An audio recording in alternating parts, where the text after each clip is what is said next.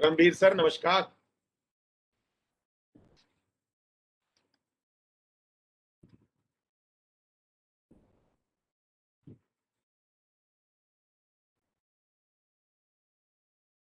Sir नमस्कार। कैसे हैं सर? बस फर्स्ट क्लास सर, आप सुनाइए। बहुत बढ़िया बहुत बढ़िया। कैसा चल रहा है डिजाइन फेस्ट का कुछ कार्यक्रम? अभी तो थोड़ा स्लो है सर। अच्छा अच्छा। दूसरा ये था कि क्योंकि बहुत संभल के रहिए क्योंकि दिल्ली में हालात थोड़े से ज्यादा खराब हो रहे हैं। बहुत ज्यादा खराब है सर, घर से तो बाहर ही नहीं निकलते हम तो।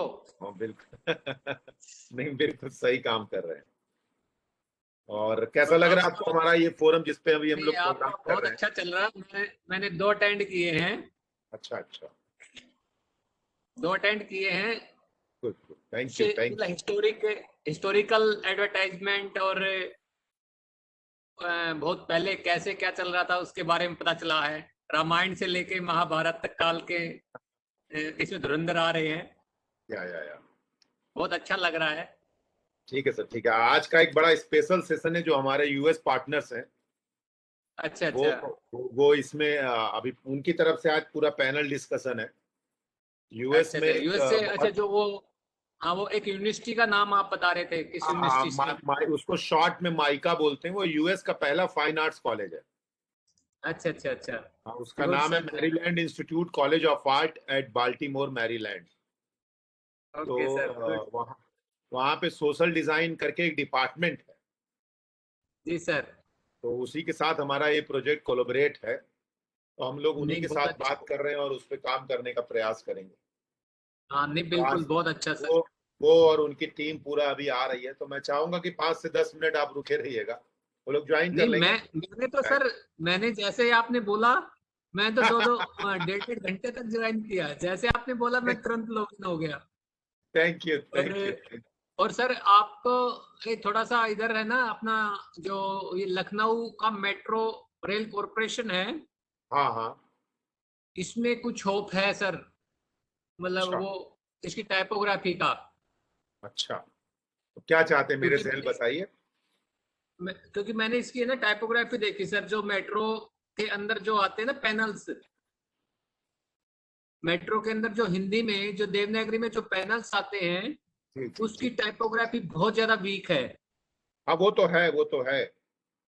तो उसके बारे में अगर कोई कंसर्न पर्सन मिल जाए तो हम इसकी पूरी टाइपोग्राफी को अपग्रेड कर दें, मैं जो ट्राई पैनल्स करता की। मैं ट्राई करता हूँ। क्योंकि हाँ, क्योंकि वो पैनल के साथ में आते हैं वो फॉन्ट्स कुछ, तो उसके बिटमैप फॉन्ट है ना, बहुत ही मतलब ऐसे ग्रैप टाइप के हैं। बिल्कुल सही कह रहे हैं आप। क्योंकि एक हिंदी बेल्ट का मेट्रो है और उसकी हिंदी ठीक ना हो तो अच्छा नहीं लगता। मैं अभी अपना भी कुछ काम शेयर करूंगा आपसे। तो आप मुझे बिल्कुल। बताइएगा कि इसके टाइपोग्राफी में क्या चेंज करने के ऑप्शंस हैं अभी। एक काम कर बिल्कुल चुका सर। हूँ उसके, मतलब उसका बिल्कुल। एक्सटेंशन में भी जाएगा तो ठीक है। और नहीं, बाकी जो बिल्कुल। दूसरा काम है उस पे हम लोग अभी ध्यान दे सकते हैं। बिल्कुल सर, बिल्कुल। Okay sir. इससे now the host are the some of the guest are from here. Hi Lee. Okay. Manish, how are you? Fine fine. Very good morning there and very good evening from here. Yes, yes. It's so nice to see you. Hi And I Anushka. see Hi, Anushka is with nice us. to meet you. Yeah. It's a little early there, yeah. Yeah, it's 5:30 here. Oh. Yeah, Sorry. Anushka's in California, so it's even earlier for her. Oh wow, that's great. Yeah. Oh, the siege at California. Hmm? It's near about 2 hour, maybe the difference between from Baltimore to. That's Yeah. Yeah, 3 more. thanks a lot. Thanks a lot to correct. And how is the things going, Lee? In India, little horrible. Yeah, How yeah, the- it's a difficult time, a It's very a very difficult. difficult time to India. Yeah. Yeah. Yeah, but I hope you're staying Yeah. healthy and Yeah. safe, and your Yeah. family also. Yes. So Vidisha and Isha will be joining us also Yeah. in just a Maybe the. minute. Yeah. No problem that we will wait for the 5 minutes and then start it. Perfect. Yeah. I will just introduce you and your team and the topic of our projects, and after that you will be as a main host for that things and start the program and ask the questions. If we have any questions and comments, then we will surely comments on that. Perfect. Yeah, and we are saving 15 or 20 minutes at the end for a discussion if people have questions and would like to talk more. If you are interested to take some 5 to 10 minutes more, then there is no problem. Okay, yeah, we're happy to stay. Yeah. There's Vidisha. Hi, Vidisha. Hi, Vidisha. Hi, Dr. Manish. How are you? Yeah, fine. Very good morning from there and very good evening from here. Yes, good morning. And then Isha will join us soon. Yes. Some time ago, maybe near about 1 month back, I talked with the Vidisha. Yes. Yeah? When Lee not find out. Yes, I had a call with you. Yeah. Thanks a lot for support. And after that, Lee connected with me. Yes.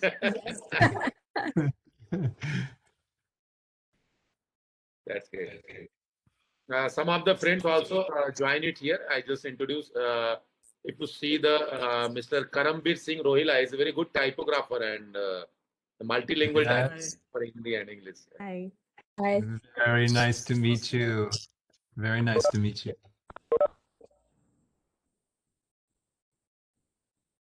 Yeah. There is Isha. Good morning, Isha. Hello. Very Hi. good. Good morning. Good evening there. Yeah. Good evening in India. Yes. How is everyone doing? It's a really tough time in India right now. Yeah. It's a bombardment of the things and really very tough. Yes.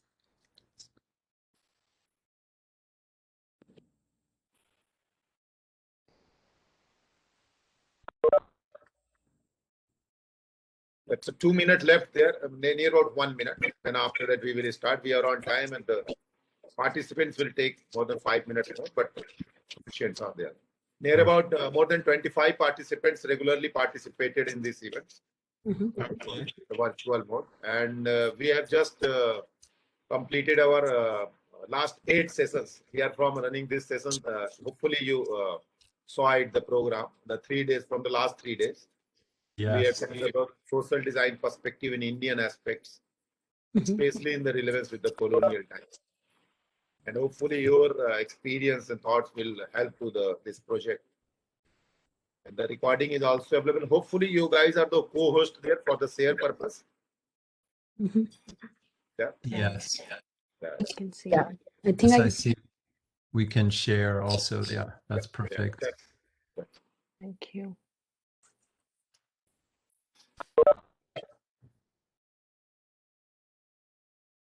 Hopefully, shall we start?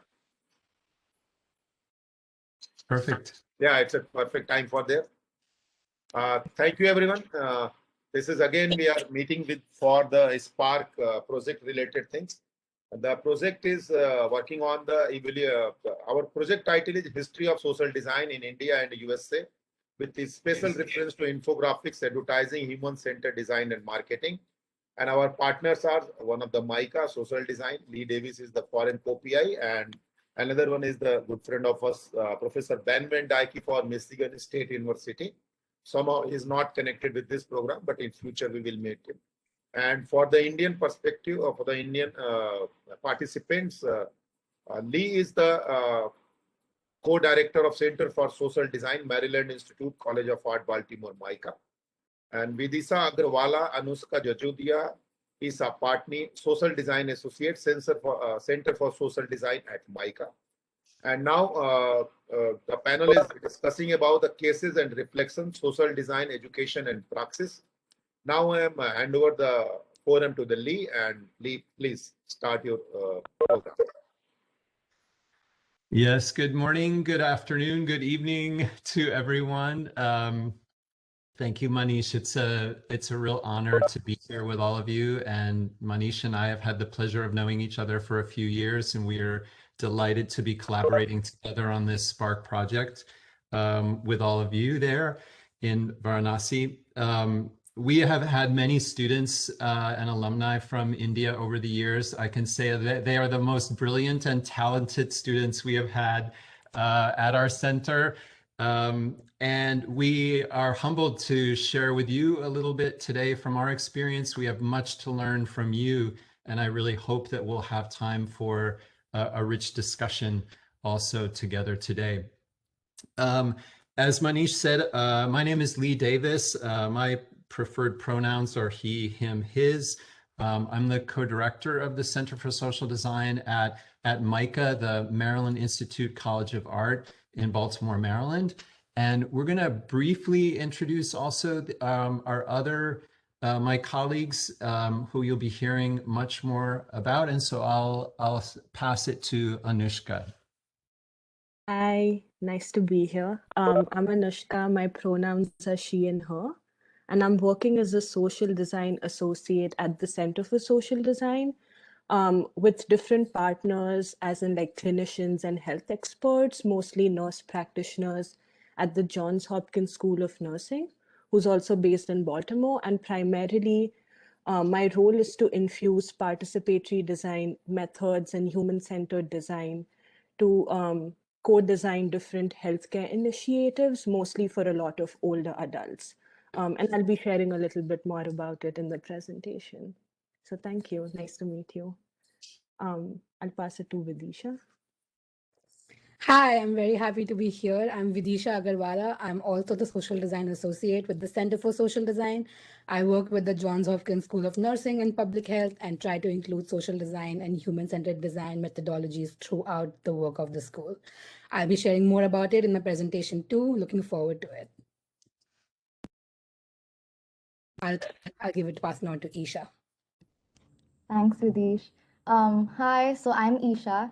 Pronouns are she, her, hers. I'm also working as a social design associate at the Center for Social Design. My current project that I'm essentially associated with is with the Baltimore City Health Department around the COVID vaccine initiative that is addressing vaccine hesitancy and access in specific populations in this city. So I will be discussing more about that today, and I am really honored to be here. So thank you for having me. Thank you all. So I've also put in the chat for everyone a link to our full bios. You can read much more about us there. Is everyone able to see my screen? I'm just sharing now. Are you able to see? Great. Yes. Thank you. So I'd like to just start with a question to all of you. And I'd like you to just reflect on this question for a moment. What does social design mean to you? And if you could please put any thoughts or ideas that you have into the chat, we would love to hear how you, when you hear the term social design, what do you think of? And I'm going to put the question into the chat, and please add any comments or reflections that you have about this term of social design. And I'll just give you about 30 seconds and then we'll move on.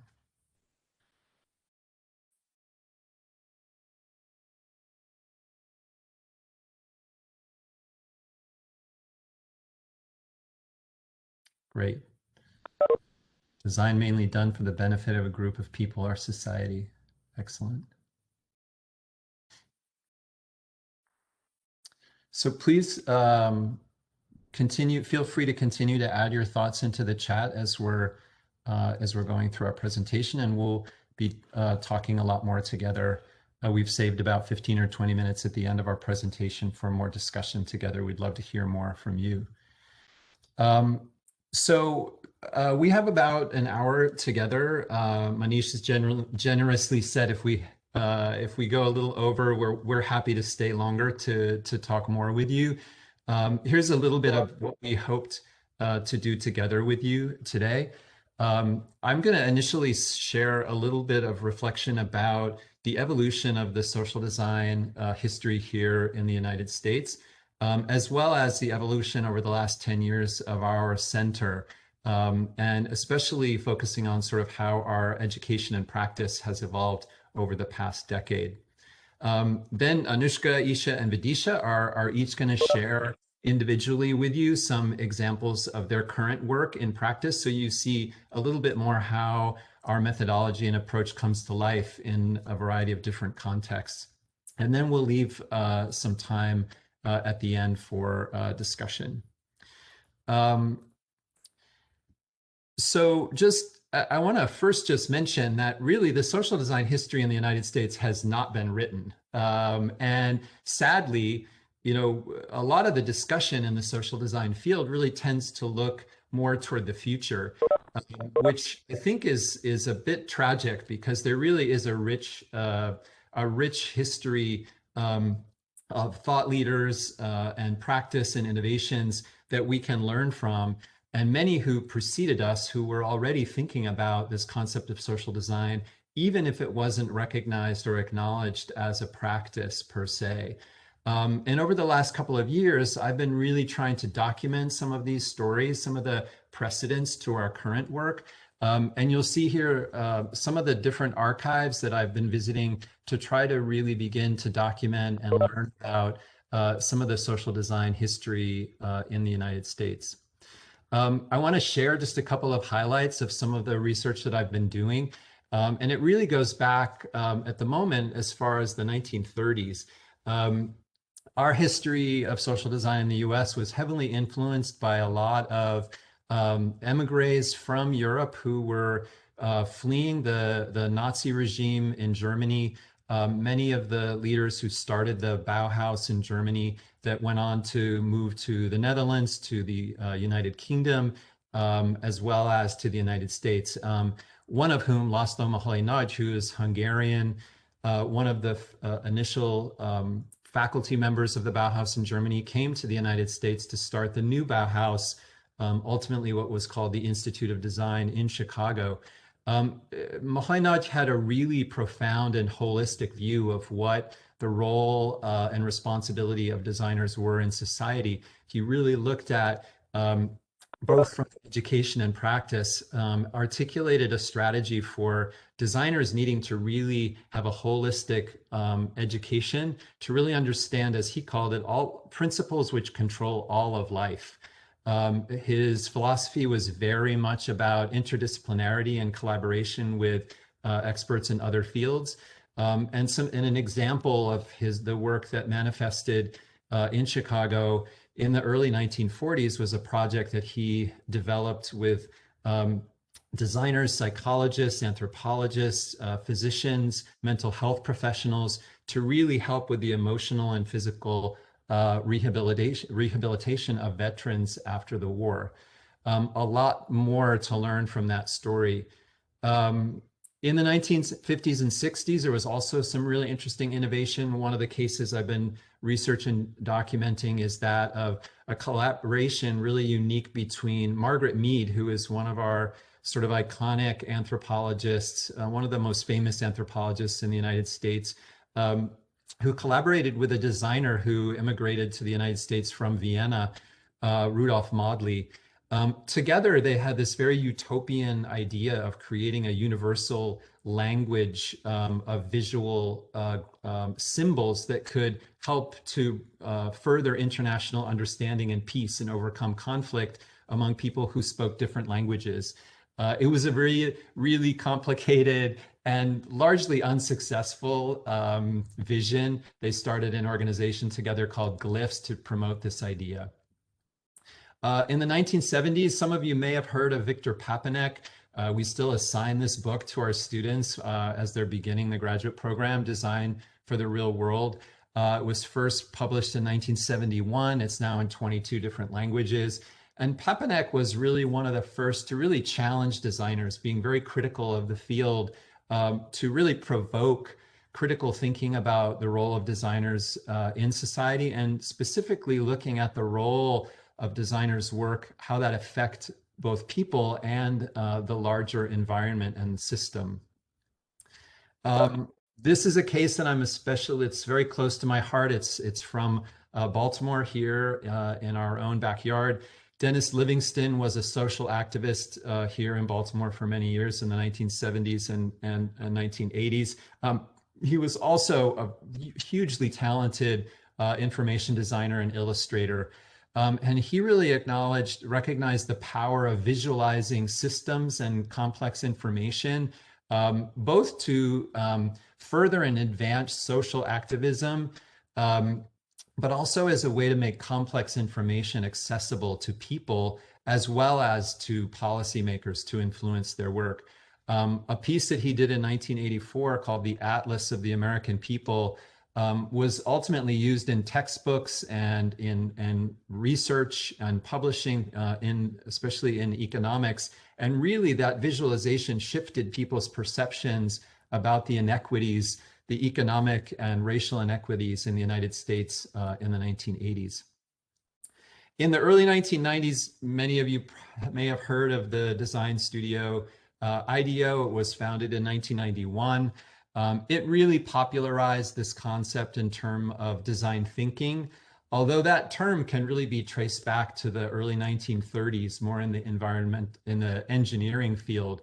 But it was really IDEO that popularized that term in the United States and ultimately internationally.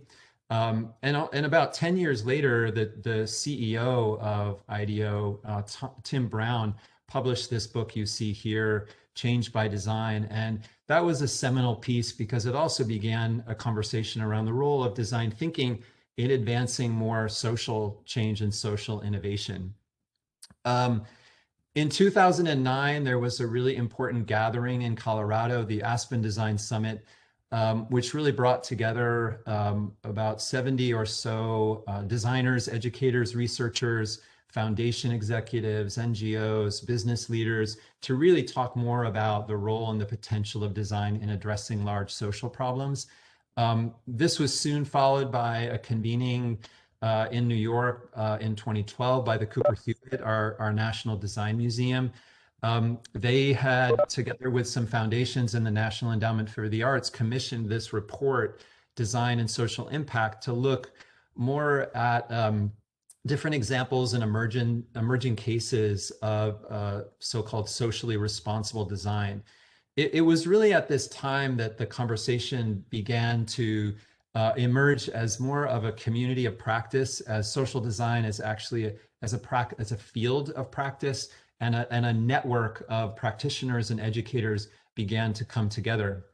Around that time, you also started to see the emergence of different types of social design studios, some of them nonprofit NGOs, some of them for-profit design studios. In addition to IDEO, the Center for Urban Pedagogy, or CUP, in Brooklyn, New York, was a really early pioneer in this space, and then followed in the early 2010s of Design Impact in Ohio, Greater Good Studio in Chicago, IDEO.org, in New York and San Francisco. These are just a few of many other examples that began to evolve around that time. It was also around that time that we launched our master's program in social design in 2010. This was the first graduate degree program in social design of its kind in the United States. And I'll be sharing a little bit more about how that evolved over the last decade. And around that same time too, a network of social design educators came together. The Winterhouse Institute, that I'm a board member of, hosted the first Winterhouse Symposium on design education for social impact at Yale University in Connecticut in 2010. This has now become an annual gathering of about 25 or more universities and colleges across the United States that have some kind of teaching program, whether undergraduate or graduate, or other kinds of educational opportunities to really train social designers. More recently, in the 2020s, there's been a really important movement underway within this field as well, both in education and practice. A whole new, much more diverse, younger group of designers has really begun to challenge us again to really begin to think about grounding our work and design in more of a philosophy of equity and justice. The terminology around decolonizing design is something that has been kind of popularized. Organizations like Creative Reaction Lab, which has really promoted a concept of equity-centered community design, the Design Justice Network, which is now a national and international network, gatherings such as Black in Design at Harvard's Design School, and then really very innovative design practices like Design for the Well-Being of Black Women, which was started by one of our alumni, Denise Shante Brown, really sort of infusing this philosophies of restorative justice and health and well-being into design and the design process. So those are just some highlights that I wanted to share. And I quickly want to also now reflect a little bit on how our center and our graduate program has evolved over the last decade. So this photo you'll see from Baltimore, the circle that you see the Center for Social Design logo, and that's our actual design studio. Many of us haven't been in it for the last year. Hopefully next year we'll be back in there together. Our school, the Maryland Institute College of Art, is the oldest college of art and design in the United States. We were founded in 1826. And we're really integrated, our campus is really integrated into the center in the city of Baltimore. Our mission as a center is to transform the role of design in advancing social justice, social change, and social innovation. We do that by elevating the design literacy and social literacy of creatives and building new opportunities and pathways for professional practice. And what that means, the last part of that, is we're really trying to push this idea of social design into other types of institutions and organizations that typically have not had designers playing the role that we're talking about, and what you'll hear more about from Anushka, Isha, and Vidisha in a second. And this design literacy and social literacy, these are two equally important sides to our philosophy and teaching. When we talk about design literacy or methods, we don't teach in our graduate program skills in product design or graphic design or architecture. Many of our students come from those backgrounds, but the design literacy that we are talking about is layering on top of that the development of skills in the methods of the social design practice, which I'll share more about in a moment. And the social literacy is really about the mindsets. And that is, very few designers have typically had exposure in their education to understanding the social world, how systems, power, work, systems and history of injustices, racism, et cetera. And so the social literacy is really focused on elevating that side of our students' education. So now, as many of you put in some great reflections on what social design means to you, I wanted to share quickly our definition of what social design means for us. Social design we see as a practice, a context-based, action-oriented creative practice that's focused on understanding and addressing complex social problems. It is at its heart an interdisciplinary process. It really relies on collaboration with a variety of different disciplines, other processes and methods and institutions in our collective work to advance equity, social justice, and change. And working also with a variety of institutions and community experts in different sectors of society. We don't believe that social design itself solves problems. We believe that it can help to shift relationships to create opportunities for change, to shift relationships between people and people and institutions to support that positive change to happen. And the process that we use is human-centered design, which I think is probably familiar to many of you. We talk about human-centered design as being a creative process dedicated to understanding people's needs and designing interventions that better serve their needs. This very linear looking chart is probably similar to others that you have seen a very converging and diverging process of really understanding and defining social problems, identifying opportunities and generating ideas, taking action to support positive change through prototyping and implementation. We believe that human-centered design, or HCD as we refer to it, really is about enhancing other existing research from other disciplines. It's really focused on qualitative insights from people and thrives in a multidisciplinary context through that collaboration that I mentioned. And it's also really a useful process in imagining new possibilities of what could be. It relies deeply on lived experience. We talk a lot about the idea of elevating lived experience as expertise, viewing problems through the eyes of other people, developing that empathy to sort of see the lived experience and behavior of people, involving the people affected by the issues at every step of the process and involving them as co-creators and experts in that process.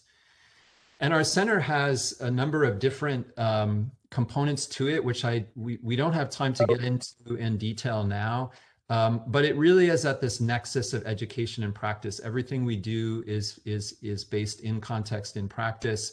But I want to mention, just as a lead up to our other presenters, a little bit more about our social design master's program. It's a one-year program that's really based on a philosophy of practice-based learning. And we have a variety of full-time as well as other visiting scholars and faculty that come in from different disciplines and backgrounds to share. This is our current class. Our program is relatively small, usually between 11 and 14 students.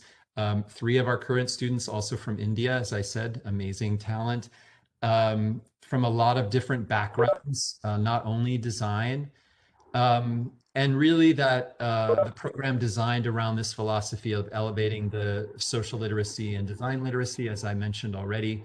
The curriculum involves a number of different modules of introducing the students to different perspectives and experiences. They also undertake a capstone project, a self-driven program. We also have a lot of work with them to position them for their professional pathways after graduation. And I want to close with just sort of reflecting on sort of the evolution of our work over the last decade. We've seen us sort of in these 3 eras. The first era was really, I'm calling it the design for social innovation era. At this point, in the first couple of years, it was really about exploring this idea of design thinking. It was about innovation, creative ideas, creative problem solving, but it was about bringing design in and leveraging the talent of designers to work on social problems. And so I'm calling that sort of designing for, like we were still operating under this assumption that we as designers have this great expertise and creativity that we can bring to solve problems in the social space. But then we really moved into this second era, this sort of human-centered design era. This was where we were really much more focused on developing that humility and that understanding the lived experience of people, facilitating a process of co-design with people and involving a lot of other disciplines. So I call that the design with era. But I think where we are now is sort of even moving beyond that. And I'm calling that the equity-centered design era. Here, it's also really about looking back and understanding the history of injustices. And really, there's a lot of healing and restorative work that needs to happen to acknowledge those systems, understanding the systems of power and privilege that exist. But it's also driven by the priorities that are identified by community and people themselves. And I'm calling that the design by phase, which is where it's also about designers letting go of sort of a leadership role and really more of sort of following the priorities and leadership and voices of people themselves. There's much more to share. You obviously can visit our website and follow us on social media. But I want to end with this question for you. to reflect on as we transition over to Anushka. Where do you think social design should go next as the field has evolved?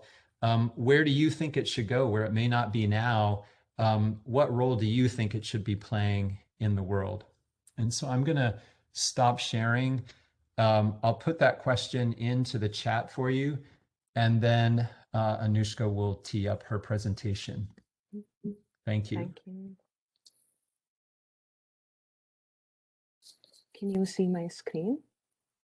Yes.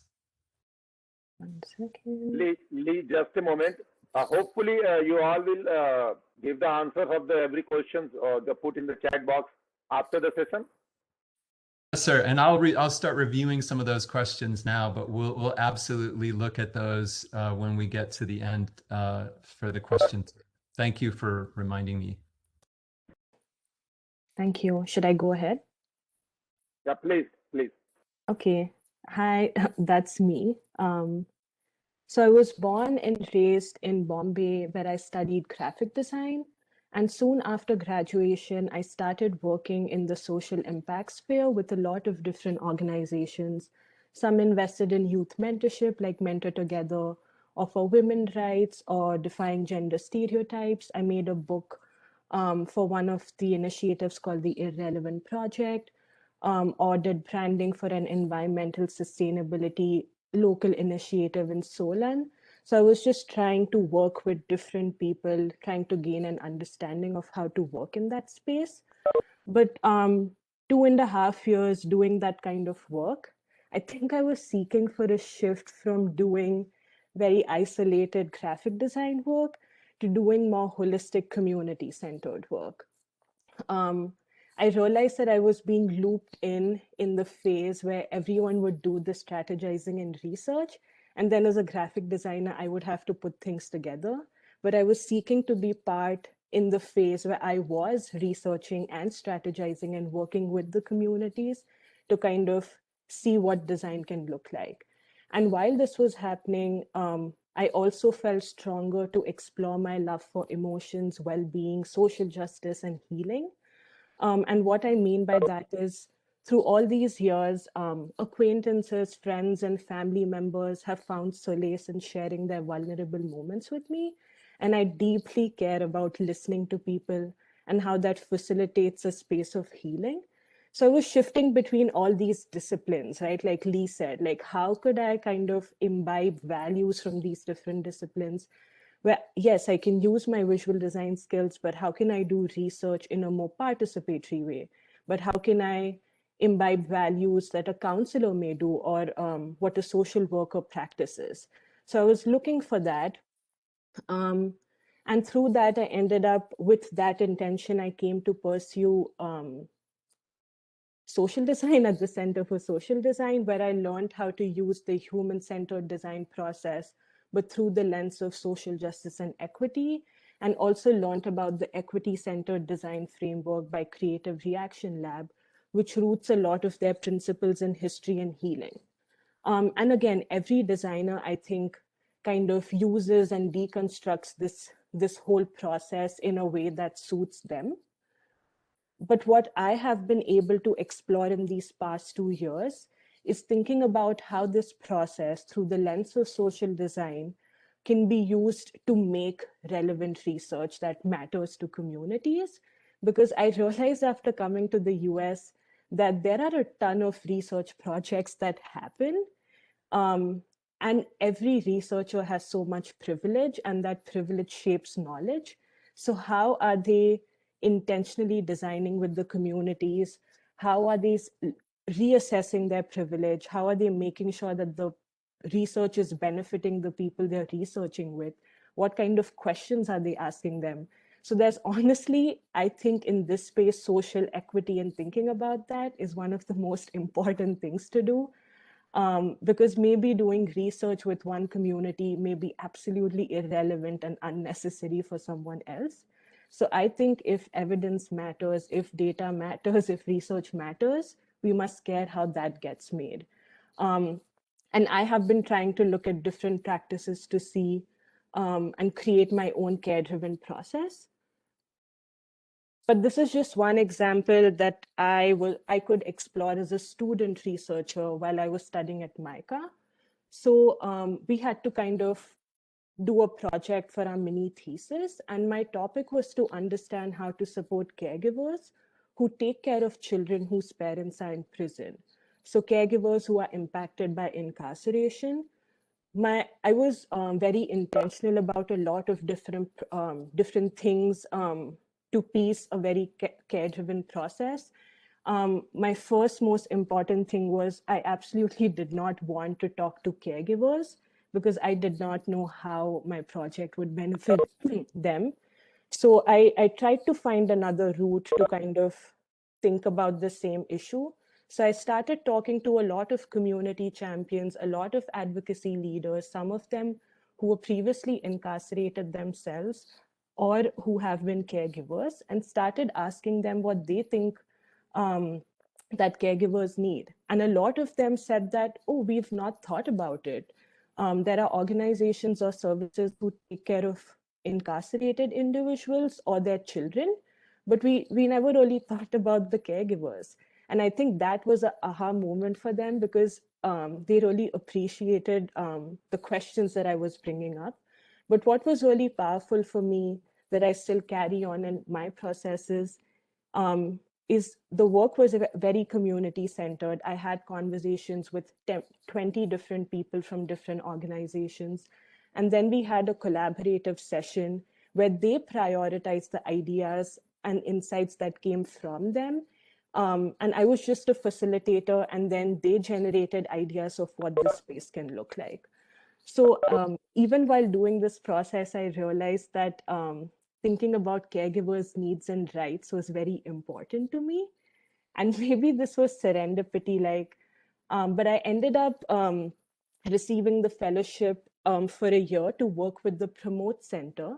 And the Promote Center is part of the Johns Hopkins School of Nursing, which I think kind of started maybe 2 or 3 years ago to advance science to support older adults with multiple chronic conditions.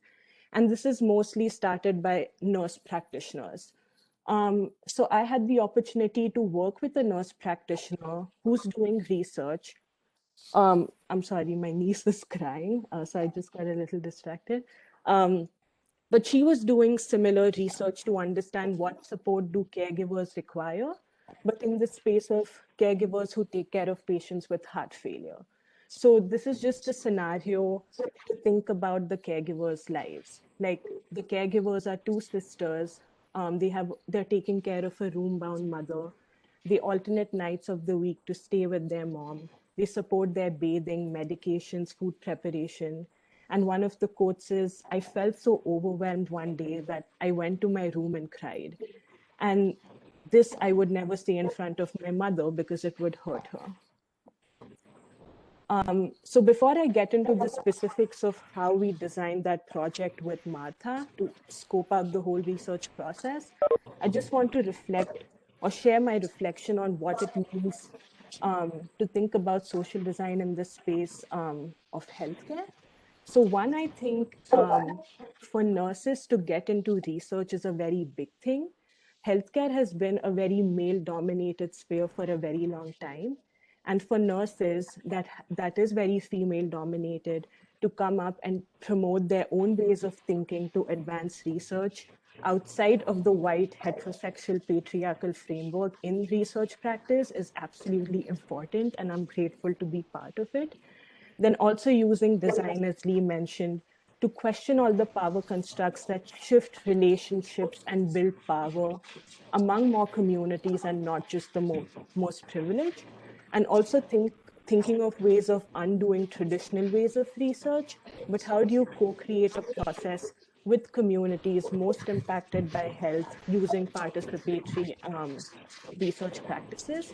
And I think what's beautiful about working with nurses is that they see people as individuals on their journey of life, as like a whole person, and not just as a patient defined by their illness or impairment.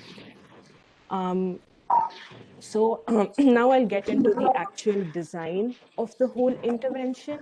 So Martha and I met at the very beginning So we were able to infuse the human-centered design process and see how we can structure these different parts in it. So we decided that it's a nurse-led, home-based intervention where an interventionist, and by that I mean a research staff member who's also a nurse, would go and meet a caregiver in their homes. And they would meet over 4 different visits across a span of different weeks. And the intervention was mostly trying to learn if caregiver support. I'm sorry, can someone actually mute their thing? I can hear my own voice. Sorry, thank you. So they wanted to learn if caregiver support, this research can really help improve quality of life and decrease feelings of being overwhelmed by caregiving. So now I'll go piece by piece to show how we thought about different elements to structure this whole process. So the first visit was a whole person assessment, this is the first time when the interventionist meets the caregiver, right? Now, it's very important in this phase to build a rapport with them. And how do you do that? These caregivers, a lot of them are also older, and they're letting you inside their house. How do you create that space of comfort when they are letting you in? So the whole idea was, at this point, we'll try to understand the caregiver as a whole person, and not just as a caregiver, but they have so many factors and identity that are important to them outside of their caregiving roles, and also respecting the experiential, cultural, and spiritual knowledge that they bring in, because they are the storytellers here. So we created this very simple caregiver-facing sheet where we had these different factors that they could start talking about. Maybe the caregiver wanted to start talking about their health. So they had the autonomy to kind of drive the whole conversation rather than the interventionist trying to ask them questions in like a very formal interview format. So together we kind of designed interventionist and caregiver facing materials. And we've intentionally kept the graphic really simple because we're meeting a lot of different kinds of caregivers. Some may be visually impaired, some may be hard of hearing.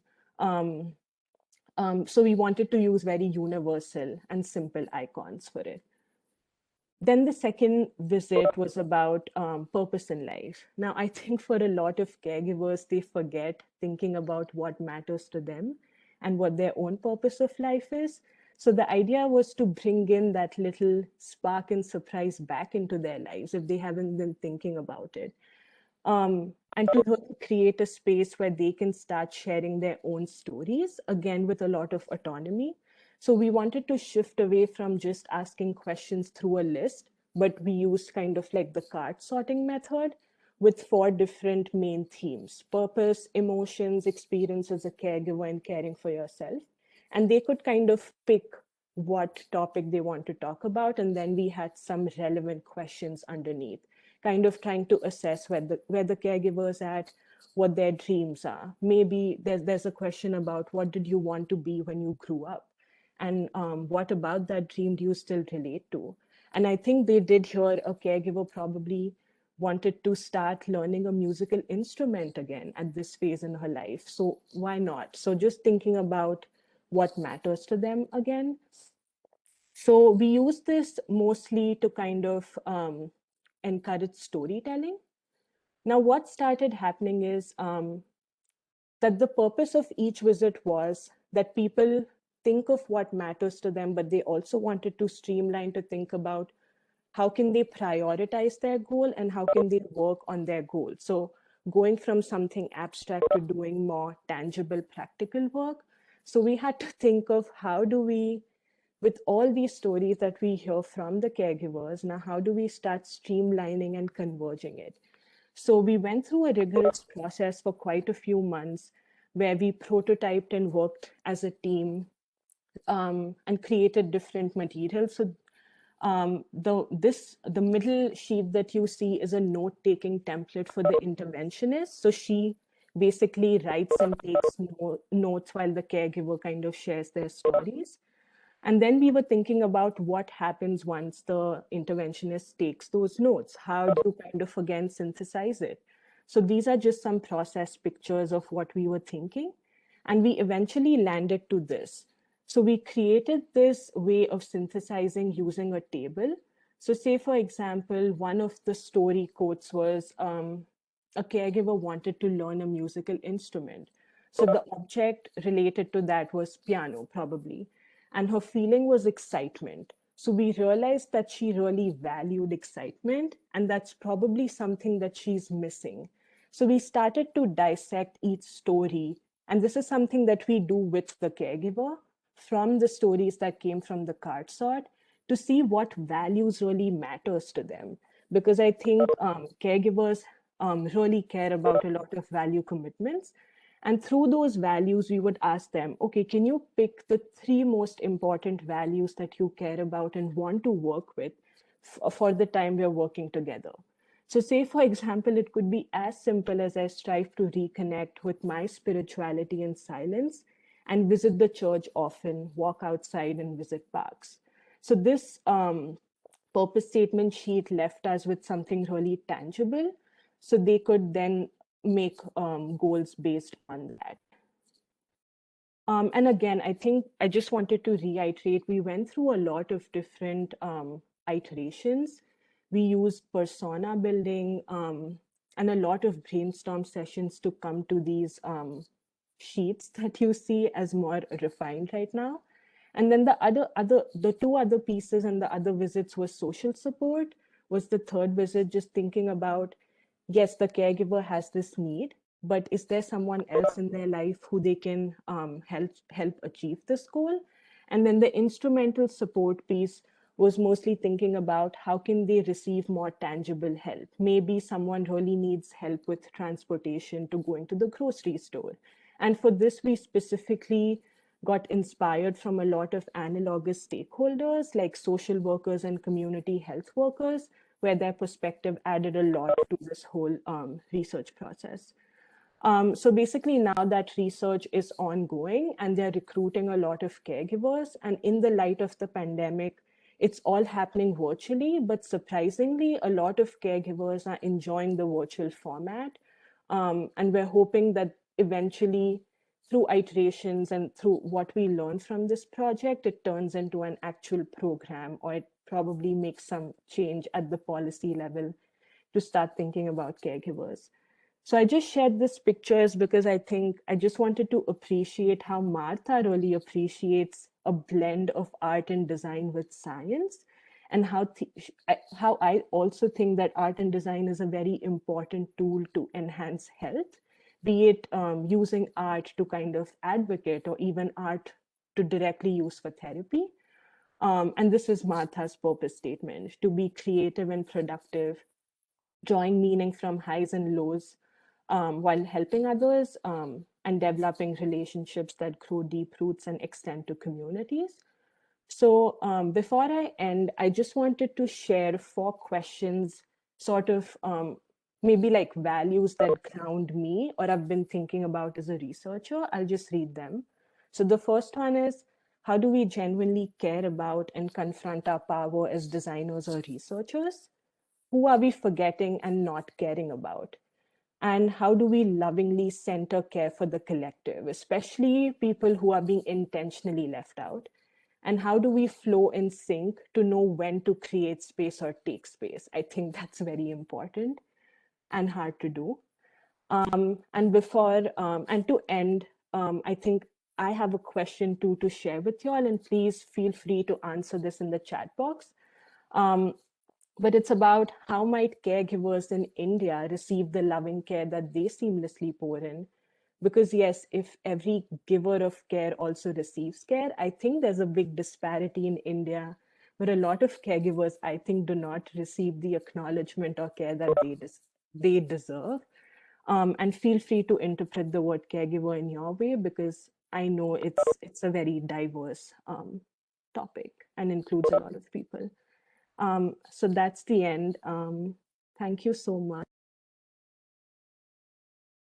So I put Anushka's question in the chat, and please feel free to add any thoughts that you have, and Isha will then set up her presentation. Thanks, Anushka. Yeah. Hi, thank you. Can everybody see my screen? Okay, perfect. I'm just going to make it. Okay, can you still see it? Yes. Yep. Thank you. Okay. Thank you so much, Anushka. That was wonderful. Anyway, so hi, I'm Isha, and I'm from Pune in India, and I'm currently based in Baltimore, in USA. And today I'm going to be talking a little bit about my work experience in this field of social design. So very quickly, just a quick look into my background. I have actually grown up living in a lot of different cities, but I call Pune my home, and the home is where the dog is. And I graduated as a product and industrial designer from MIT Institute of Design in Pune, and I continue to work as a product designer, and I designed a lot of consumer products and different electronic appliances. It was during this time that I sort of realized, and I decided to act on this realization of the larger impact of my work, and the ecological and social imbalance that I was present in. So following that, I had the privilege to come to Baltimore to Mellon Institute College of Arts MA in Social Design program. And as you can see, I am eternally grateful to the badass women that made my year in Baltimore and continue to do so. So today I'm going to be discussing 3 of my projects. One which was about the oyster industry in Baltimore, which was my mini thesis or capstone project. My Oak Market, which was part of this biomimicry of social innovation. And I'll go a little bit more into depth in the COVAX Value Initiative, which is my current work or job that I do. Okay. So as part of my capstone and thesis, I started to work towards reimagining the oyster industry in Baltimore. So this was especially looking at the broken systems and the structures that came out. So what started off as a project about environmental effects of the depletion of oysters in the Chesapeake Bay gave way to lots of crucial insights on the broken structures that govern this industry, especially loss of legacy and exclusionary policies. Very briefly, some of my takeaways from this project were that qualitative research is king. Data is a colonized commodity. Very easy to forget that. And that the design process is inherently non-linear. And I am trying to work towards an embrace circularity of the design process and ambiguity. One more key point that I just want to touch up on is that there are evident gaps in the intersection of social, ecological, and economical paradigms. And I think that there need to be actionable frameworks, that work on this and that are really centering this intersection. So the following year, I had a chance to work with Mr. Lee Davis on this independent study called Biomimicry for Social Innovation. So biomimicry is essentially a process where you look to nature to solve human problems. In this project, we looked at food waste in Baltimore, and then pivoted to looking at the gaps in the food system network existing in Baltimore City at the onset of COVID-19. So for this specific project, we used and we looked at life-centered design approaches. So what that means is we had some of the human-centered design methodologies that we learned, along with looking to nature and looking to planet-centered approaches and ideologies such as biomimicry. So this was a collaborative effort with Baltimore Office of Sustainability and a very cool interdisciplinary team of biologists, anthropologists, designers, and hospitality community members. After a rigorous process, which I'm not going to go into the depths of today, but we came up with this public food market, which was designed as an inspiration, inspired by the relationship between mycelium and oak trees that are found in Maryland. So as you can see, I'm very quickly going over the last two projects because I really want to touch up more on this project. So this is my current role as a post-grad associate after graduating from my master's in social design program. And I am currently working with Baltimore City Health Department on the Value Baltimore initiative, which looks at vaccine access and hesitancy in Baltimore City. So PCHD, which is Baltimore City Health Department, is working to achieve population immunity against COVID-19 through a vaccine effort that is supported by residents, community organizations, and businesses across the city. So largely, this is a collaborative effort between the City Health Department and the International Vaccine Access Center at Johns Hopkins Bloomberg School of Public Health, Morgan State University's School of Community Health and Policy, and MICA Center for Social Design. So value inherently stands for vaccine access and acceptance, lives in unity, education, and engagement. So critical to achieving population immunity is mounting an urgent effort to educate and address people based on vaccine hesitancy in special populations of Baltimore City residents. By special populations, we just essentially mean populations that are vulnerable due to increased risk of exposure to COVID-19 or have severe disease stemming from COVID-19. So these populations are underserved older adults, Latinx group, pregnant and breastfeeding individuals, Orthodox Jewish, immigrants, young men, and people experiencing homelessness or living in congregate settings, and people with disabilities. So part of this initiative, Baltimore City Health Department also plans to engage with faith-based leaders and community-based organizations in vulnerable neighborhoods of this city in order to push the effort to educate residents about the content, about the vaccines, and about the next steps, and to address access in all of our efforts. So the plan, so in order to achieve the goal, the plan is to sort of utilize human-centered design methodologies in a multi-step, through a multi-step listening session sort of process. What that essentially means or looks like is that we want to sort of, center and capture voices and, capture insights from communities that are very much at the heart of this project, the communities that I already mentioned. And then we want to identify opportunities to look at what are their concerns, what are they expressing as their concerns, and then look at how we can identify these opportunities to design strategies with the ultimate goal of addressing vaccine access and hesitancy. So as you can see here, this is part of my research. So research was conducted primarily by facilitating virtual listening sessions and doing a couple of different surveys. So this information that we heard was relayed back to the communities through visual and verbal notes. As you can see, these are some of the examples of my work. So after research, we go into synthesizing all of this information and what we've heard. And we did this by using different tools such as empathy mapping and ecosystem mapping.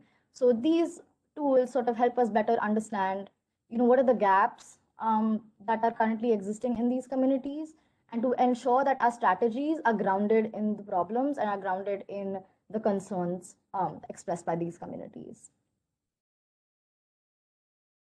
We also conducted co-creation sessions as part of these listening sessions to gather ideas around different concerns that each value community expressed. This again goes on to say that each of these 8 value communities had absolutely drastically different opinions regarding vaccine hesitancy, regarding their ways of access, regarding their opinions and experiences of COVID-19. A very important part of this process was to design and have design principles. So these are essentially guideposts that sort of ensure that our strategies and our ideas are rooted in values, and that these values are again stemmed over what we've heard from these listening sessions from different people. So essentially, these principles are, that we want to center access in our communications. We want to use and uplift existing systems of trust. We want to take note and action to bring ideas to life. We want to find sustainable long-term solutions, and we want to be clear and transparent in our messaging. Honoring people's COVID experiences is key, and we want to also validate intersectionality within and among communities. So this is more to do with understanding that each community has its own nuances and unique characteristics, and to not look at any community as a monolith. So as part of the second listening session, which we're very much currently in the midst of, we come back to the community members with value strategy for their input and feedback. So the plan is that the Baltimore City Health Department will be hiring value peer ambassadors that will essentially conduct outreach to further education and content distribution. Mobile response teams and community-led vaccination clinics are also some of the strategies that are being implemented as I'm speaking. These materials are created, customized to each community in order to address specific questions and concerns that came out from the listening sessions. You can see the rough draft of a journey map that I was working on. I'm not comfortable sharing all of the final materials, but you can see this is some of the materials that's very much being used right now and being worked on through a big team. So again, I want to say that this is an ongoing project, and we're, like I said, very much in the middle of it. We have completed listening sessions with about 6 of the value communities, and we have completed about feedback sessions with 3 to 4 of the value communities. And just goes on to say that this was a very quick glimpse into this mammoth of a project. And I want to highlight how much of this is only possible due to team effort and multidisciplinary collaboration. I also just want to highlight that, just collaboration is not enough, right? It is important, especially in a project that is very contemporary and is discussing COVID vaccine access and hesitancy in this city, that is rooted in oppressive policies, which is one of the most key learnings that we've had from our listening sessions. Is the reason for a lot of this hesitancy has been the misplaced trust in government and the oppressive policies that have followed them. Another key learning is the importance of adaptability and flexibility in time-sensitive work that is constantly evolving. Especially in the last 1 week or 2 weeks, we've had so many changes and so many updates that we're still sort of working towards that. My last key learning that I just want to leave you with is that, when we started off with my education in social design, one of the first things that we learned about was checking our assumptions and biases as we walk into a room or walk into a project space, and especially when you're talking to communities. And I think that this is something that's been highlighted over and over again, especially by this project, especially as we're talking to a vast number of really unique and different communities, that it's important to keep your personal and project assumptions in check. So with that, I just want to say thank you so much for having me here. And feel free to reach out to me through email. I'm also available on LinkedIn or Instagram if that's easier. If you want to discuss any of the projects in detail, I know we haven't had a lot of time today. But on that note, I would also like to leave you with a question that you can either talk about in chat or you can ponder over or have conversations about. Just something that I have been thinking about lately. Is how would you ensure that you are keeping your assumptions and biases in check in your daily life and in the work that you do? So that's all, and thank you so much for having me. Thank you, And I Isha. will, yeah, pass it to Put your Vidisha. question in the chat. And so feel free to add your comments, everyone, in the chat. And as Vidisha is setting up her presentation. Thanks, Isha. That was great. Thank you so much, Lee. Thank you. Can you see my presentation? Yes. Yep.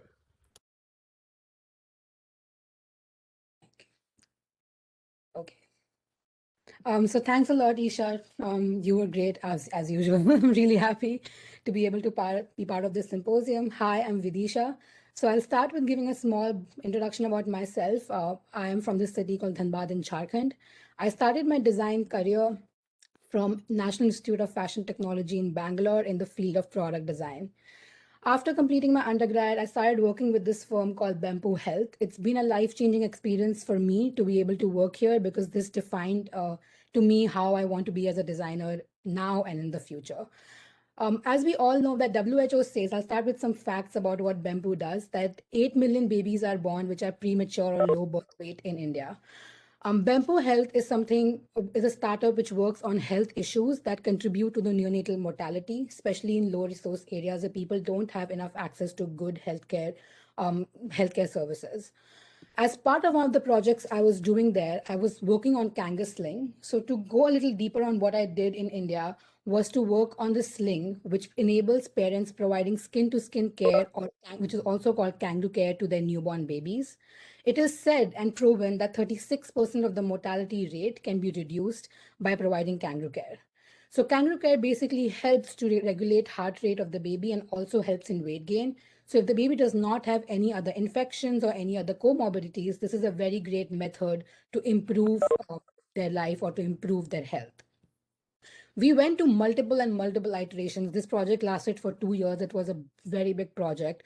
We worked on various iterations. It was not just about creating a new product or improving a new product. A lot of cultural relevance and information went into it.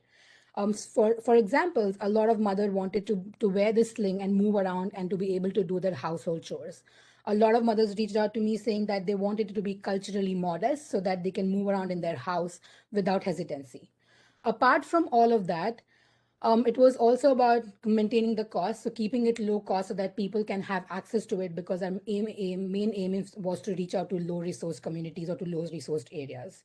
So as you can see that this went through multiple of iteration to be able to come up with a product which was okay for women or parents working in these areas. During our research, we also realized that a lot of burden of caregiving, as Anushka already said, but also a lot of burden of childcare falls on the mother. From this campaign, we wanted to promote that a lot of fathers should also participate in kangaroo care. And then that's why we made our sling more unisex so that fathers can wear it without hesitancy. During this project, I realized a lot about how design is a very powerful tool to actually improve lives. And in order to understand more about how we can design for the communities, how to understand communities in a better way, and how to actually understand social design, I went on to MICA, Mellon Institute College of Arts. As you can see, as Isha already said, that we were a power-packed women group, which was very strong, and I loved being part of it. So MASD, I completed my graduation in the field of social design. Lee already gave you introduction about what we did in the one-year intensive. It was an amazing experience for all of us. Just after graduation, I wanted to experience what the groundwork and what the fieldwork looks like to implement this ideology which I gained through the program, to implement this in real world. And that led me to come to Promote Center and Cochlear Center, which is situated in Johns Hopkins. So to give you a more description about what I currently do is that I work with the Promote Center, which focuses on working with nurse practitioners. Anushka already mentioned about it, which supports patients with multiple chronic conditions. So my main goal in this is to advise nurse researchers or practitioners to include human-centered design process in their work. I also look at developing general education about participatory research methods and how design thinking can help in these pilot projects. And at the end, I also document all of these project findings in the form of academic journals so that more and more people can understand about social design. On the other hand, I also work with Cochlear Center, which focuses on impact of hearing loss in older adults, hearing loss being a bigger stigma in everywhere around the world. So my main aim is to look at creating support programs or hearing programs, focusing on enhancing patient-provider communication when they are in the hospital, or looking at just developing educational campaigns throughout the country for the public to understand what hearing loss means and how they can mitigate these effects and how they can make their life easier. I could not go deeper in my project because I work on a lot of different kinds of projects. So you can reach out to me if you want to know deeper. But today I really want to focus on one project to show how design thinking manifests in government systems. So I'm going to talk about a project I started last year during when I was in school, but also continuing right now. So I was working with the Mayor's Office of Performance and Innovation, which is a local government body in Baltimore City.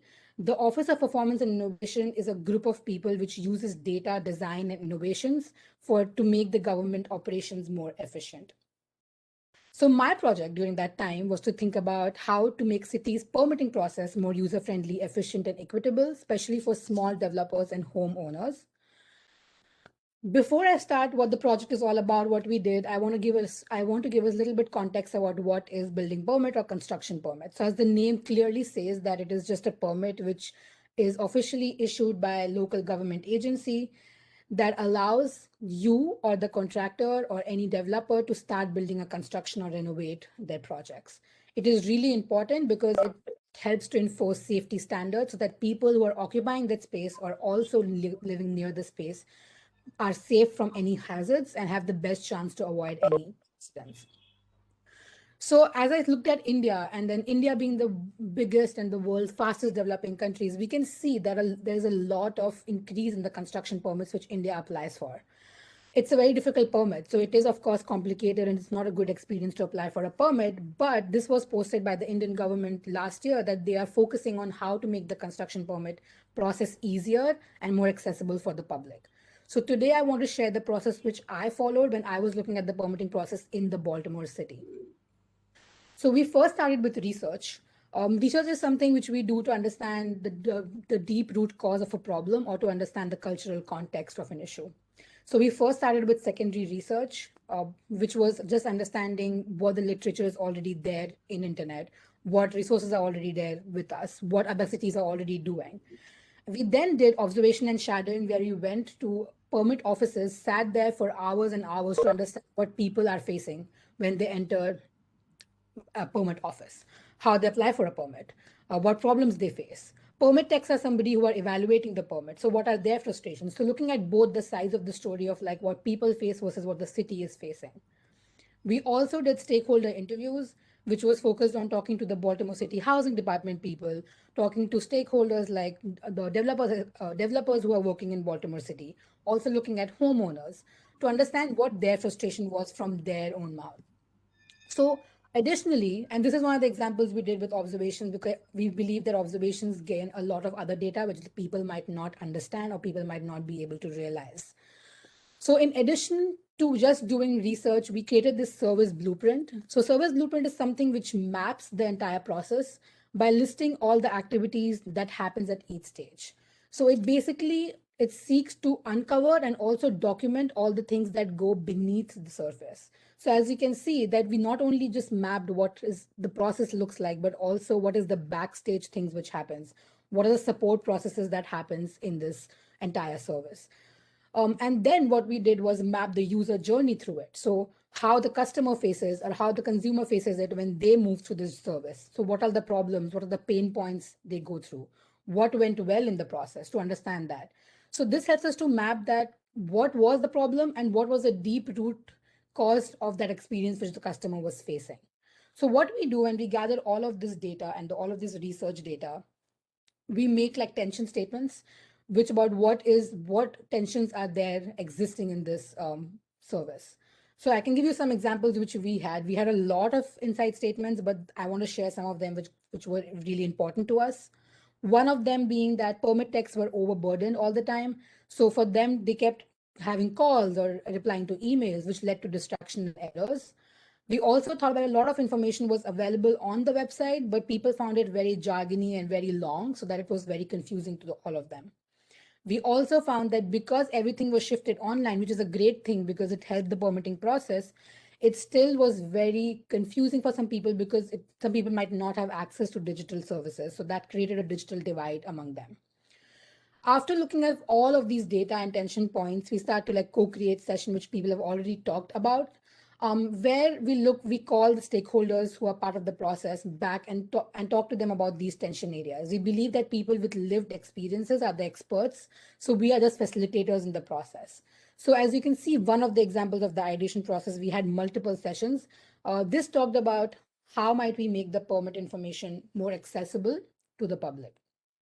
And you can see we had a lot of different kinds of data inputs, like create like a language access for websites, because Baltimore City has a lot of different ethnicities of people, so we needed different languages.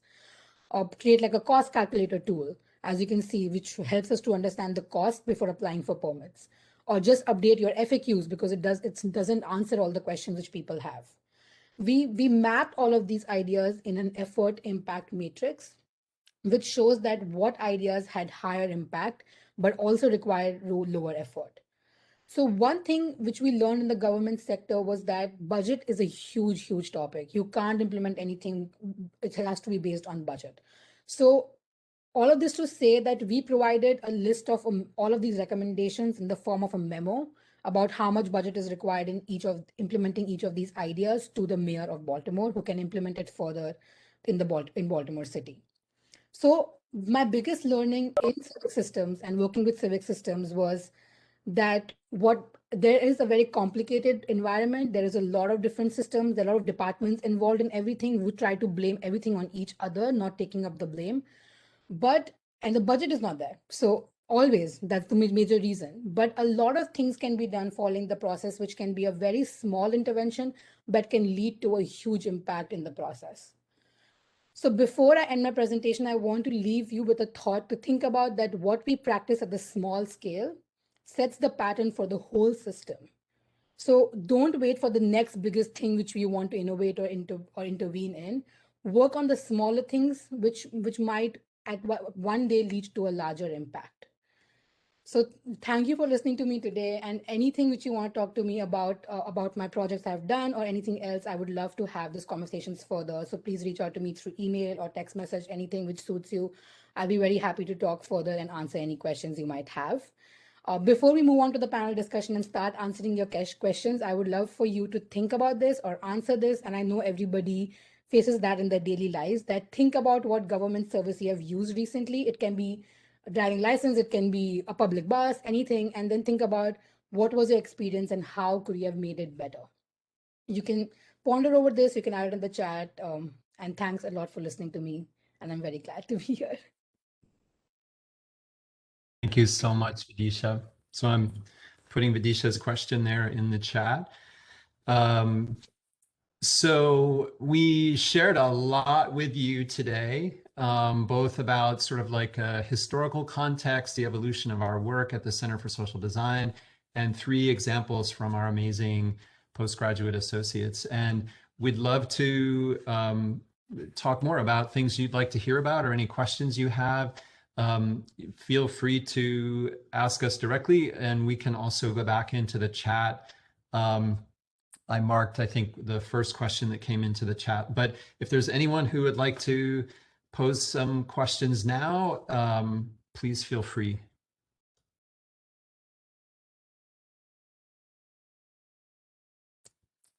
I can also, the first question that was posed in the chat, what is the importance of typography in social design? And associates, I'd love if any of you have some thoughts. I also have a couple of points there, but what the 3 of you, anything that comes to mind about that question, especially when you think about it in the context of your work, the importance of typography? One thing that I would say, I think that, you know, some of us started our careers as graphic designers. I know I began as a graphic designer, and I've leveraged that skill a lot in my work as a social designer, because I think the ability, not just with typography, but overall being able to visualize, as you saw in some of the examples that we shared, visualizing processes, information, being able to do that in a clear way that makes information accessible and brings also ideas to life, allows people to engage with and experiment with ideas and concepts more easily. And I think typography plays a central role in that. So I think the communication, obviously an important part of typography, making information accessible. I know in a recent project that we did that was very international and we were working with people from 30 different countries, typography was even more important because we had many different languages, dialects, characters in different languages, and we needed typography that would allow us to respect those differences within the group, but also to make that information equally accessible to others in other languages. I also think typography plays an important role in also conveying culture, style, sort of a mood as well of information. And so I think also it can make information more accessible by being playful, by being clear. So I feel like in many aspects, typography can play a really important role, especially as we're working on important communications challenges. Can I add another point? Please, Anushka. So when I read that question, Asavri Kulkarni, she's another MICA grad in the graphic design department, came to me because from her work, I see that typography, a lot of us that use typography, it's very westernized. And I think and very monolithical. Don't know if that's a word, but she's trying to reconstruct and created her own type with a very feminist driven approach, uplifting a lot of social issues related to women and women's rights. So I think even using typography to break barriers and kind of thinking about these patterns that we need to break, I think is important. That's a great point. Great point. Another question in the chat was, what is the time period of the three eras? I think the three eras that I shared with all of you, the dates are somewhat artificial, but I would say, at the beginning of our work in 2010, probably the first 2 or 3 years were more heavily in that era number 1 of sort of that design for social innovation period. I think probably by like 2014, we're starting to get a little bit more heavily into the human-centered design emphasis. I would say that the second era human-centered design is still predominant today. However, I think starting in 2017, especially with that class in 2017, we started to really begin that challenge that is at the heart of era number 3 of the equity-centered design, which was really beginning to let go of some of our sort of hubris and the design-centric aspect of our work, to really also look at more kind of a systems view of challenging the context of our work, the power dynamics, the systemic inequities and injustices in which we were working, and how our work was continuing to promote those broken systems. And so I think we're still going through a really reflective period to make era number 3 really manifest. We've been doing a series of what we call equity pauses with our team to really challenge our own assumptions within the Center for Social Design, looking very critically at our own leadership. You probably saw in the pictures of that Anushka, that Vidisha and Isha shared of their class. It was all women and a lot of women of color, and then 3 white old men faculty members, right? And so we're trying to be like really more authentic about questioning all of that, what that means for within our own system of the Center for Social Design. So I would say era number 3 is still a work in progress, but I think it's become, especially in the last 2 years, much more of an intentional process. And I don't know if you'd like to reflect on that as well. I have a question, Lee. Yes, please. My name is Padmaja. I am a creative person working in Delhi on my own. I work for myself. During this process, like these 3 lovely women shared their beautiful presentations. I would like to ask them, and you as well, that while thinking about a social cause, a social something which you would like to work upon, you have went ahead and worked upon, as inherently you all are designers and thinking about a problem, how do you take it forward from a visual thing in your mind? I'm sure the visual comes first to a designer and then the process comes. How do you take it forward? Though I would not ask you to just explain it right now, or you can make it available for us even later, that we can understand, because there are many processes. Even when I was studying my degree, this process of taking forward a social cause in terms of design will be very helpful for so many fellow students who must be in this chat. They must be listening to us. A process which helps us to take forward a cause in terms of design. Thank you for that question. Anushka, Isha, Vidisha, can I pose that first to you? Do you have reflections on that? I can say something. So I think that inherently the process that we are currently using is the human-centered design process. So that process itself is kind of currently designed in a way where you look at like social issues, but from a more design lens. But again, I think that, like Lee mentioned, like we're going more towards understanding that we're designing with and not for. So for me personally, I think coming from, like you said, like a more of a visual, background, and more of and as a product designer, I think product design has always been a solution-oriented industry. So I've for years worked on problems and problem definitions, and immediately thought of ideas, right? Like it was important for me to come up with good ideas.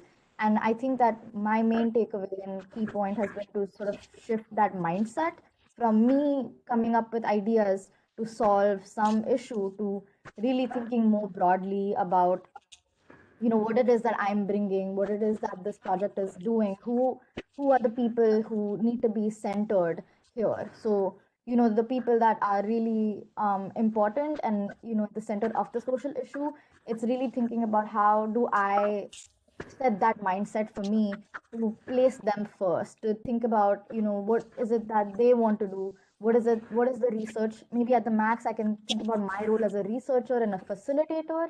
So I'm really moving towards not calling myself a designer in that sense, because I don't want to be taking up that space of an expert, where I'm not an expert. So I don't know if that answers your question. Thanks, Isha. It was a good one. Thanks. Yeah, thank you. A small point to, sorry, Lee. No, please, Vidisha, please. I was small point to add to it that we are using a process which is called human-centered design, which already people mentioned, but we have itself facing a lot of critique about using that process because it is still have a lot of white supremacist values. So I think we as designers are also exploring how we can combine different tools to create like a holistic process. There is no one way to do social design because I feel like we don't work on one area. It's such an expanse of projects we work on. There's so many different issues we work on. There is no like a set template of what we can use, which will provide a solution. I think what we do is we learn about equity-centered, we learn about human-centered. There are more things like trauma-centered coming now in America. I feel like all of these are tools which our designers understand how to use small tools and combine it to a bigger thing when you're using in a project. So we can share all of these tools because people are still talking about it, but I just feel like there is no set thing which can come up with a solution or can improve or can solve a social issue. So looking at that and keeping that in check when we are approaching any project would be a very useful thing to remember. And one last thing that I'll share just as a resource, which we can put the link into the chat also, is, many of us have referenced the Creative Reaction Lab and the Equity-Centered Community Design. just holding this up. We'll put a link. Could I ask one of the associates if you could put a link in the chat while I'm saying this? This is a document you can download as a PDF from their website. I think you'll find some rich information in there about the sort of the philosophy that Vidisha has just talked about, and Isha about really centering people in the process, and like what are ways that we as designers can help to facilitate and enable that to happen, but not putting ourselves in the center of driving that process, but rather really following the lead and the priorities as defined by the people who really have that lived experience and expertise. Thanks for that question. That was a great question. Other questions before we'll keep going into the chat, but are there other questions that others have? If anyone has other questions, please ask. Hi, Lee. This is Maitreyi. Hi, I am a MICA alumni. I was in the community arts program in 2008. So hey, nice to see you. Yeah, this is really awesome. And I'm from Pune as well. So hi, Isha. I know a lot about what MIT does and all. Anyway, my question basically was more about the future of social design that you just talked about, because coming from the community arts background, there were a lot of overlaps from what you guys did. But when I was in MICA, there was no social design program. So unfortunately, I couldn't attend it. But my question is, would era number 4 be about changing social behavior? Because a lot of what I was, so I come from a graphic design background as well. And I studied in West Virginia in a very liberal arts college, really small. So I got to know a lot about, how that kind of community, and then coming to Baltimore and working under Ken and, the community arts program, bridge the gap between a lot of interesting things, and having an Indian background also helped a lot in understanding this. But my question is, how do you change behavior, or would you be changing the behavior of a community or a constituent when you talk about social design? Because that is something which I've been struggling with as a designer, an artist, and a facilitator as well, when you talk about that. I understand your process and understand everything that you guys are doing, because we did very similar things in our MACA program at that point. So I do understand where you guys are coming from, and I love the projects that you guys worked on. It brought me back to my graduate program. But that is the question I want to leave you with. How do you do that, or do you address that as a group? Thank you so much. It's lovely to find a MICA alum, and there are, as you said, many synergies between social design and the community arts program. So it's lovely to have you. I don't know, Anushka, Isha, Vidisha, any initial thoughts from you all on that? Great question.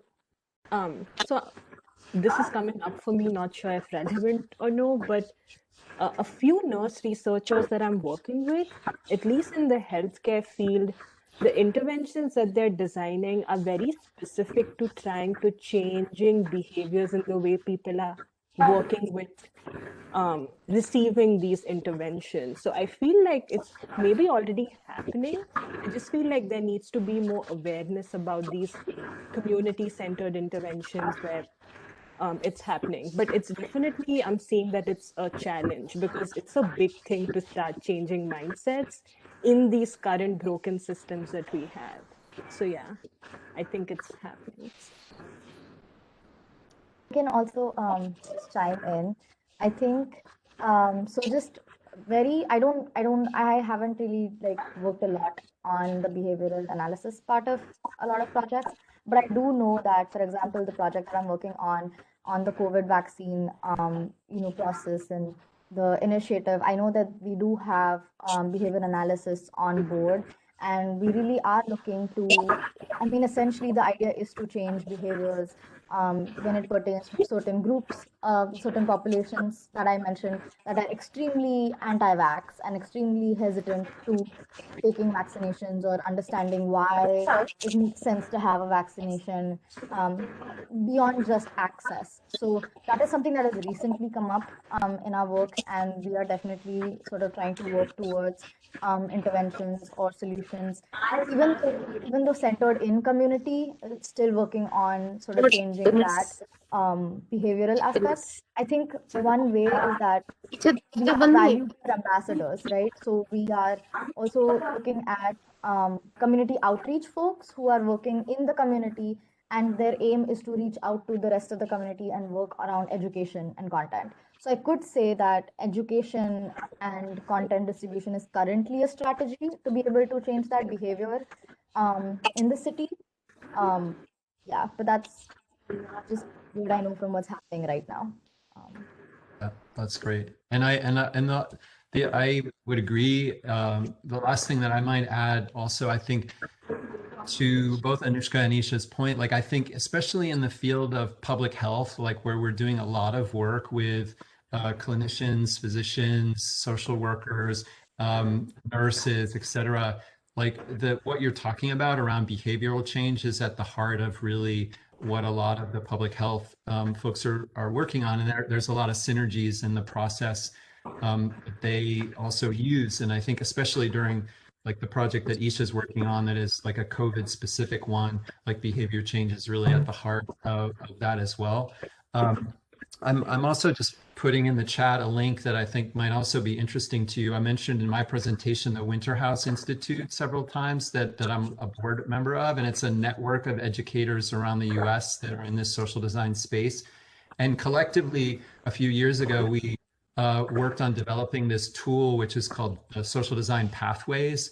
And it's sort of getting at what you're talking about, is like, where is that next era in social design where we've kind of evolved from this very sort of designer-centric focus of like, how do we leverage our skills as a graphic designer to do, come up with creative solutions, to really moving into this space of like cultural systems change, right?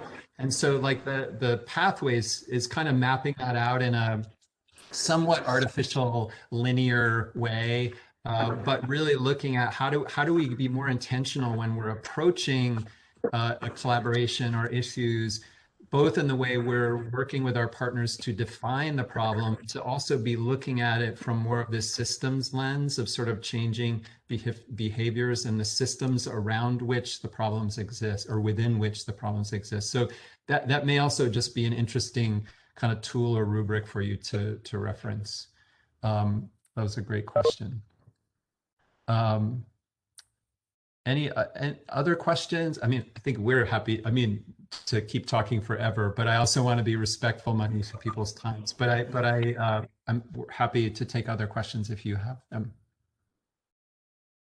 If anyone has other questions, please ask. Yeah. Hi. It's I'm Abhishek Chaudhary, and I'm assistant professor for fashion design in one of the college in Jaipur. The name is Indian Institute of Crafts and Design. So my question is that, do you think that the theory like collaborative consumption and shared economy and all will impact the social design in future? As we talk a lot about the collaborative consumption these days, but due to the pandemic, the situation has been changed. But do you think that it will impact the social design in terms of apparel? Thank you for that question. Well, I may put Isha on the spot a little bit here too, but I'm going to say something first to give her some time. But I mentioned Isha because both she and I are really fascinated and interested in this concept of life-centered design. And Isha referenced the work in biomimicry of really looking to natural systems for inspiration.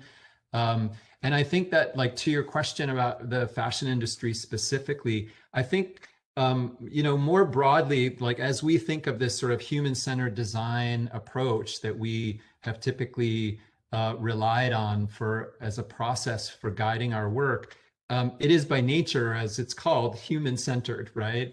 And that also, you know, for some of us, we're sort of also trying to challenge ourselves to think about the fact that like human problems don't exist in isolation. Like we are within a much broader, we are a part of a much broader natural system or a life system. And many of the systems that we are designing are contrary to the principles of nature.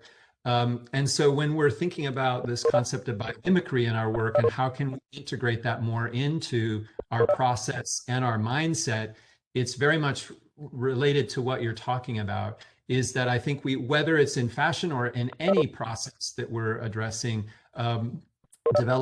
designing a process, a system, a product, or whatever, how can we think more holistically about that and mimic in the way we're approaching addressing these human problems, the more natural systems and processes that exist in the natural world. And so I think for me, I see that as, to the earlier question, what's Era 4? Like, I think part of Era 4 is letting go of just this sort of human-centric norm in which we're existing in, as seeing ourselves as somehow separate from the rest of the life system that we are a part of. I don't know, Isha, if you have anything you'd like to add to that. Yeah, I think that that's something that I have been sort of thinking and having conversations with people about. Like you said, a shared economy and collective consumption.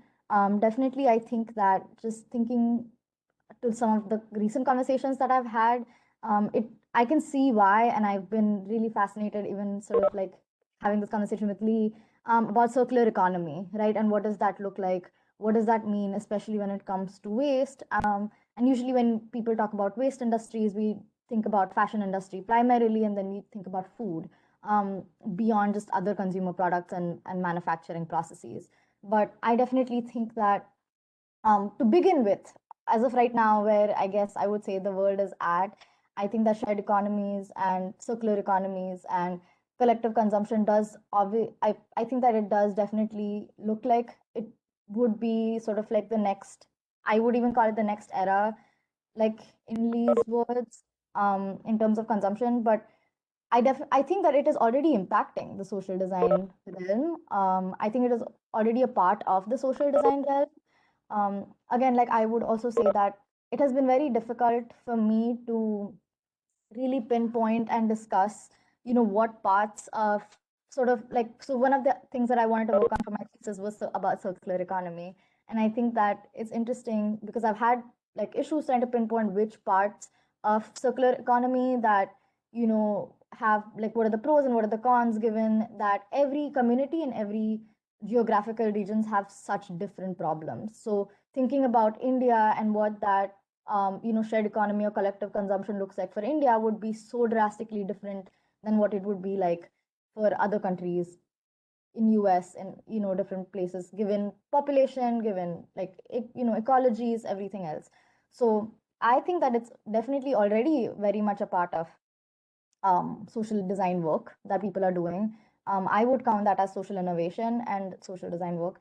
But yeah, given that, I would actually also like to have like more conversations and dig deeper into, what are the more immediate or obvious sort of, results or impact that we can see. Yeah. And I've put into the chat 2 articles that we read around, one which is called Bee-centered design, but the other really about sort of this concept of life-centered design that might be interesting references also. Thanks for that question. That's something we love talking about.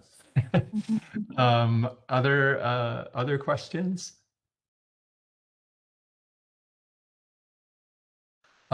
Well, I want to just respect the fact that we're way over time. Part of that was my blathering on longer than I was supposed to at the beginning, so I apologize for that. But it's been such a pleasure. It's been really a delight to meet all of you, to hear your really great questions, and it really shows me how much we value these types of exchanges and how much we have to learn from all of you. I hope the next time we're engaging, the tables are turned and we're listening and absorbing a lot more of the sort of knowledge and experience that you all have to share with us.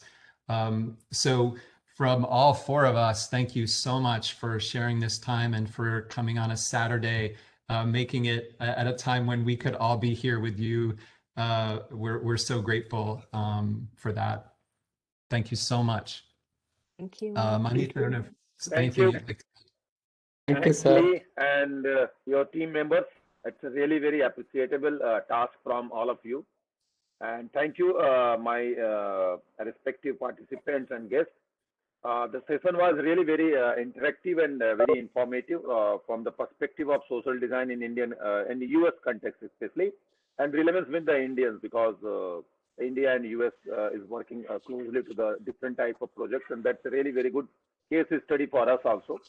And hopefully we will work together in future also. Because of that, some of the short-term courses we are announcing soon within a week, and Lee and Ben and hopefully the other team members and other colleagues of Lee Forum, we will share the lecture series also this soon.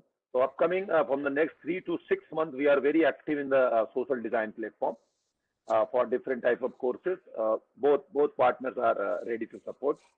And thank you, everyone. If you have any questions, especially, please put on the WhatsApp group and we will provide the answer separately. And thanks a lot to everyone for this wonderful session. Thanks a lot. Thanks a lot for that. Thank you, sir. Thank you. Thank you, Luite. everyone. Please, all of them, take care. Take care, all of them, please. Thank you, sir. Bye. Thank you.